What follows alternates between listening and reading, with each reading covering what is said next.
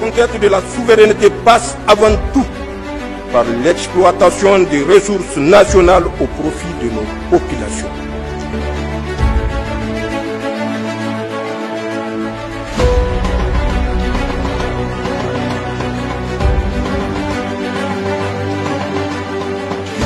Bonne chance aux candidats. À présent, le bulletin d'information des forces de défense et de sécurité, un bulletin qui évoque les interventions de nos forces de défense et de sécurité dans leur mission de sécurisation du territoire nigérien du 30 au 1er janvier au 1er février 2025. Dans le cadre de l'opération NIA, menée sur la rive droite du fleuve, les forces de défense et de sécurité ont conduit plusieurs actions visant à neutraliser les menaces terroristes et à sécuriser les populations locales.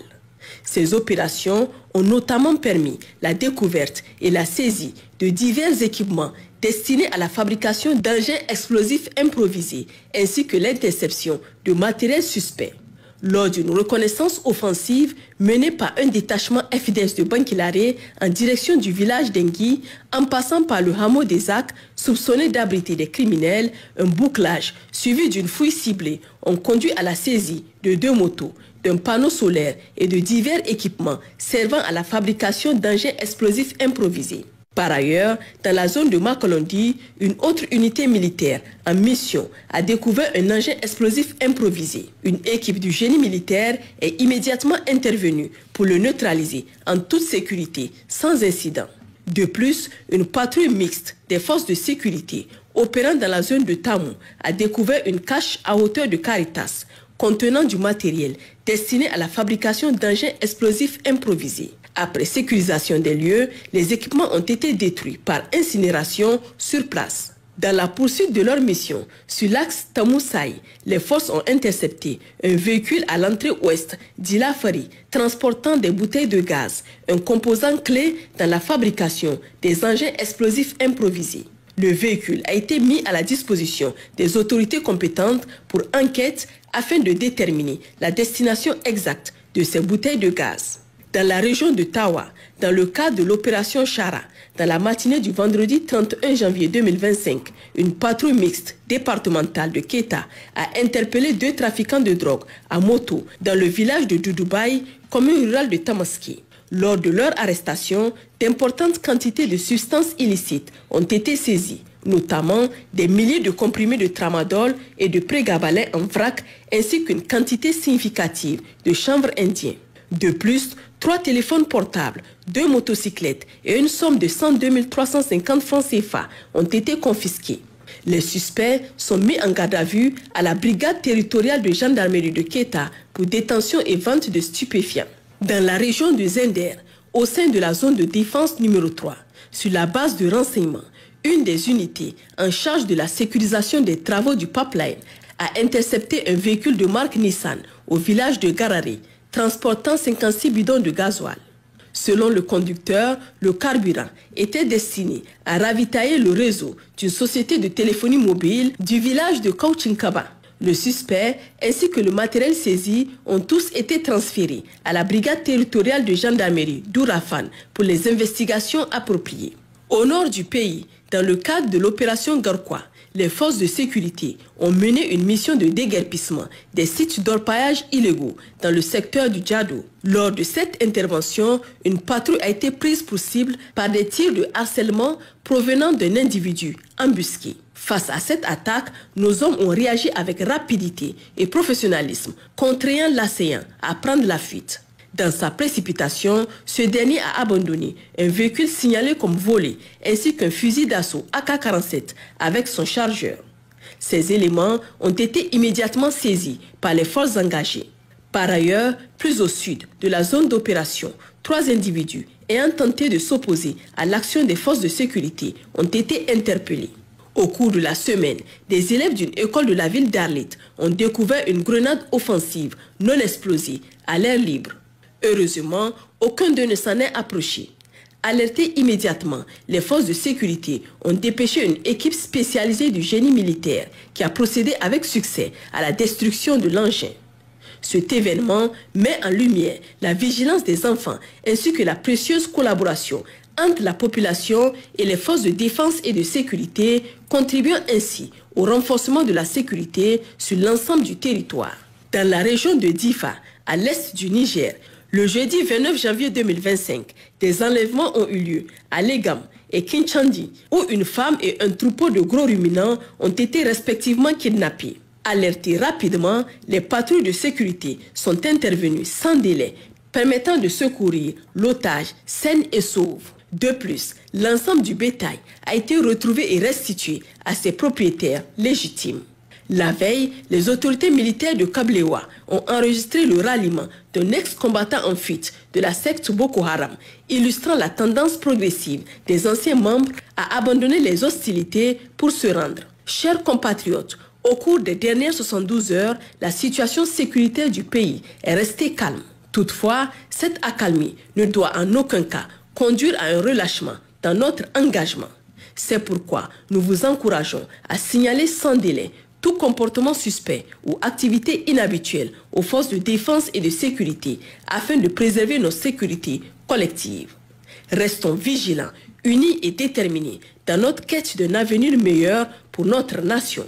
Les numéros d'urgence restent disponibles 24 heures sur 24 pour toute nécessité. Pour les forces armées nigériennes, le 40-40. Pour la gendarmerie nationale, le 40-00. Pour la garde nationale du Niger, le 280. Pour la police nationale, le 83-83. Vive le Niger, libre et souverain. Vive les forces de défense et de sécurité. Vive les citoyens résilients et engagés. Et comme ministre de l'Éducation nationale, Dr Elisabeth Chérif, accompagnée par une forte délégation et les directeurs régionaux de l'Éducation nationale des 8 régions du Niger, a effectué hier une série de visites au niveau de plusieurs écoles d'enseignement général et de formation scientifique, professionnelle et technique de Niamey. Le point avec Mahmoud Idrissa Maïga et Ali Abdoulaye.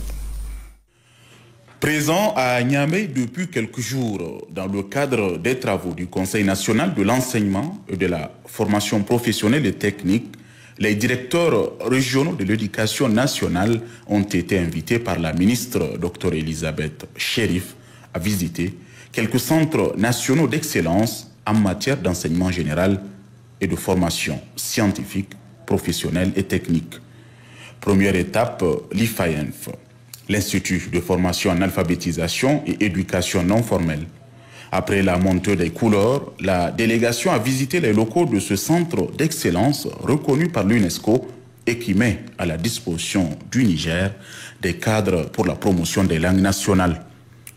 Deuxième étape de cette visite, le lycée scientifique situé à Kwarakano et le collège scientifique à Soraï. 2 pôles d'excellence et de promotion des disciplines scientifiques comme les mathématiques et les sciences physiques. Créées récemment, ces 2 écoles vont permettre dans l'avenir au Niger de disposer de compétences dans le domaine des sciences. La troisième étape de cette visite a conduit la délégation de la ministre de l'Éducation nationale et les draines des 8 régions du Niger au lycée d'excellence de Niamey et au lycée Issaberi. 2 autres écoles d'excellence et non des moindres qui existent depuis longtemps et qui ont suffisamment fait leurs preuves en matière d'enseignement général et de formation professionnelle et technique dans notre pays. La ministre de l'Éducation nationale a saisi cette occasion pour réceptionner le mur de clôture de l'école primaire Route Filingué 13, une école désormais sécurisée au grand bonheur des enfants et de leurs enseignants. Partout où la ministre est passée, elle a rappelé aux élèves l'importance du patriotisme et de la citoyenneté. En un mot, la redevabilité envers l'État et la nation qui ont mis à leur disposition ces infrastructures de haute facture. L'objectif des différentes visites que nous avions eu à effectuer avec Madame la ministre de l'Éducation nationale s'inscrit dans une logique de la refondation de l'école nigérienne. Vous n'êtes pas sans savoir, depuis un certain temps, notre école a du diplôme de l'aile. Et avec l'arrivée du CNSP au pouvoir, on est en train de redynamiser le système éducatif. Cette visite permet d'abord aux enfants de comprendre qu'on a l'œil sur eux et qu'ils soient là pour une programmation de l'élite des Nigériens. Comme ça, de retour, nous rapporterons à leur famille. Leurs enfants sont dans de très bonnes conditions d'apprentissage. Ils sont dans de bonnes conditions d'hébergement. Ils sont sécurisés. Il y a même des forces de défense et de sécurité qui assurent leur sécurité. Au terme de cette visite, la ministre de l'Éducation nationale, Dr Elisabeth Chérif, s'est retrouvée autour d'une table avec l'ensemble des directeurs régionaux de l'éducation nationale pour faire le point de la journée. La radio-télévision du Niger RTN et la direction régionale de l'éducation nationale s'associent pour vous présenter une émission télé de compétition scolaire dénommée Les Imbattables. Cette émission opposera les élèves du niveau primaire de 12 écoles bilingues de la région de Niamey sur des exercices en langue nationale, Hausa et Zarma. Le lancement officiel de cette initiative louable s'est déroulé ce matin au centre culturel Moustapha Alassane de Niamey. Le point avec Abdelaziz Isaka.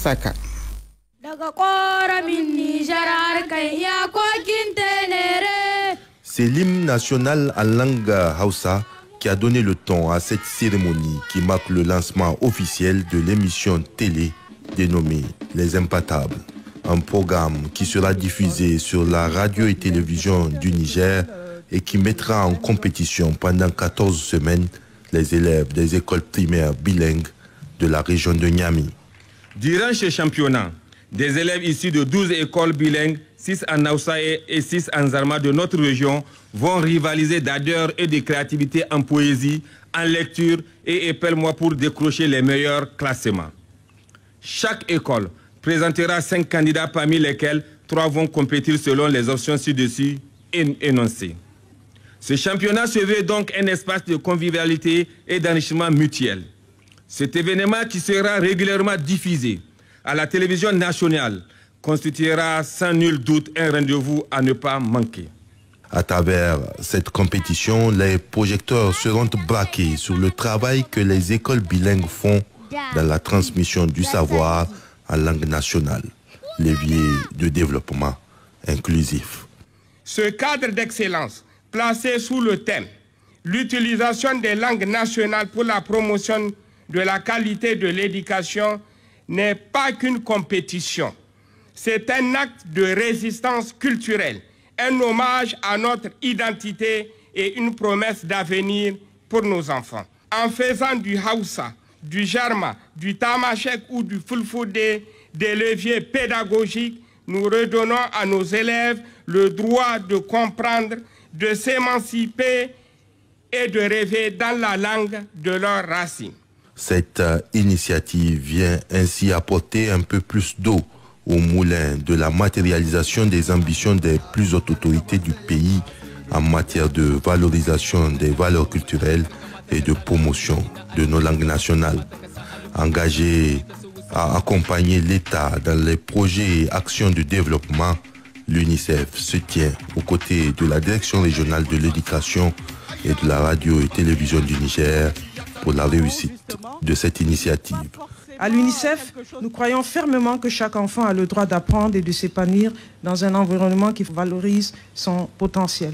Et c'est pourquoi nous soutenons cette initiative, comme il a été dit, qui va bien au-delà de la compétition, qui va bien au-delà de tout ce qui est relatif à l'éducation inclusive, mais qui permet de mettre en avant les langues nationales et qui sont un puissant instrument pour pouvoir renforcer une éducation de qualité et aussi l'identité nationale.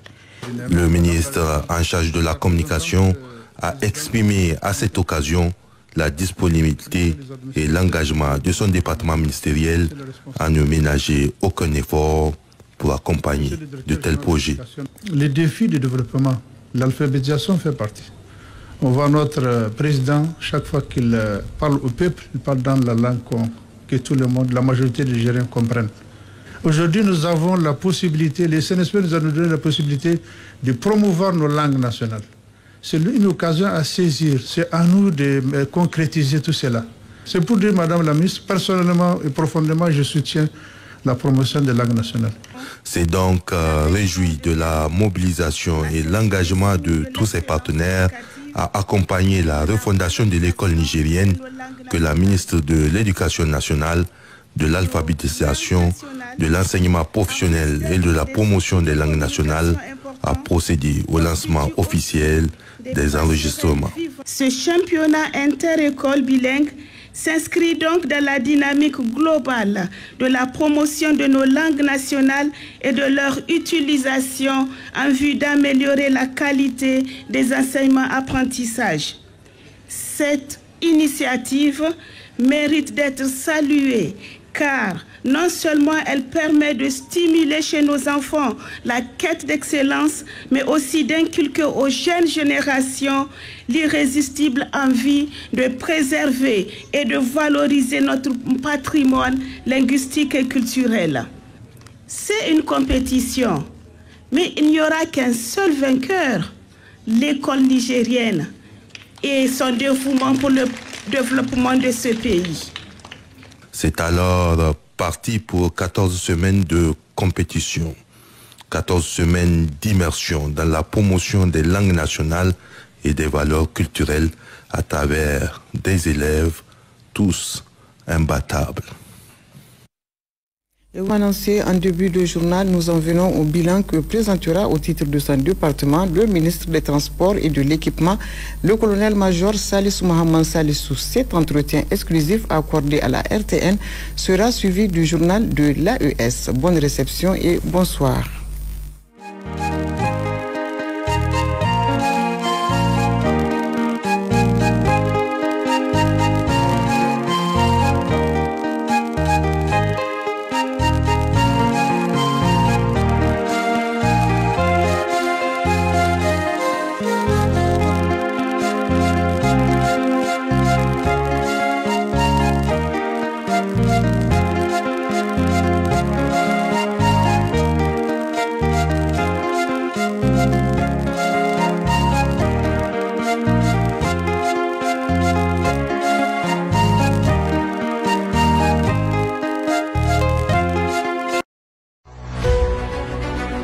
La conquête de la souveraineté passe avant tout par l'exploitation des ressources nationales au profit de nos populations.